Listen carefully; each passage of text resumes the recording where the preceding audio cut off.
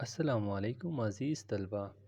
آج کی ویڈیو میں آفاق سنگ سیریز جماعت ہفتم کی اردو کتاب میں صفحہ نمبر 81 پر سوال نمبر 11 برائی کا انجام برا کے موضوع پر کم از کم 250 الفاظ پر مشتمل کہانی لکھیں۔ تو چلیے چلتے ہیں کہانی کی طرف۔ ایک دفعہ کا ذکر ہے کہ ایک گاؤں میں ایک سوداگر رہتا تھا۔ وہ اپنے گدھے پر شہر سے اپنے گاؤں نمک لایا کرتا تھا اور وہاں بیچا کرتا تھا۔ اس طرح وہ اپنے بال بچوں کے لیے روزی کمایا کرتا تھا۔ ایک دن جب کہ گدھا ندی عبور کر رہا تھا، اس کا پاؤں پھسل گیا اور پانی میں گر پڑا۔ اس کے مالک نے گدھا اٹھوانے کی بہت کوشش کی، لیکن اس دوران بہت سارا نمک پانی میں پگھل چکا تھا۔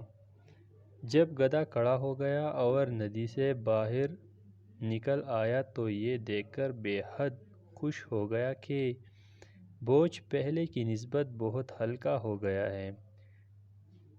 اس کے بعد گدھے نے یہ عادت بنا لی، جب کبھی وہ ندی کے درمیان پہنچتا، وہ ہمیشہ پیر پھسلنے کا بہانہ کرتا اور پہلے کی طرح ہر روز بہت سارا نمک پگھل جاتا، جس کی وجہ سے سوداگر کو بہت نقصان اٹھانا پڑتا۔ سوداگر بہت ہوشیار آدمی تھا۔ وہ گدھے کی چال سمجھ گیا۔ وہ گدھے کو سبق سکھانا چاہتا تھا۔ وہ اس بار گدھے پر روئی لادا۔ جب گدھا ندی کے بیچ میں پہنچ گیا، وہ پہلے کی طرح پھسل گیا۔ روئی کی بوریاں پانی سے بھر گئیں اور بوجھ مزید بھاری ہو گیا۔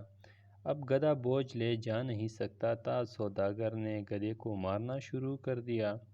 گدھے نے اپنی غلطی محسوس کی۔ اس نے فیصلہ کیا کہ وہ آئندہ کبھی چالاکی نہیں کرے گا۔ نتیجہ، برائی کا بدلہ برائی ہے۔